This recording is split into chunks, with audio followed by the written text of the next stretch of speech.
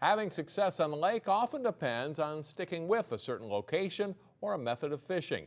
Terry Tuma explains in this week's Channel 12 fishing tip.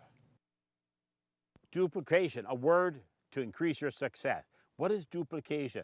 Well, I was just out fishing and talked to a couple of younger people that were out camping, and they said, we need enough fish to eat for dinner tonight. That was part of their camping trip, obviously.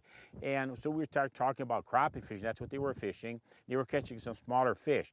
Then all of a sudden, they caught a big crappie, a nice, definitely a keeper crappie.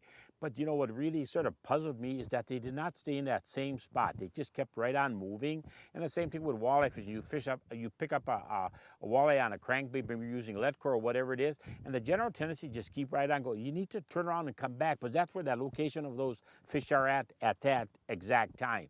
And the same thing with duplication is how was I jigging for crappies, for instance, or bluegills?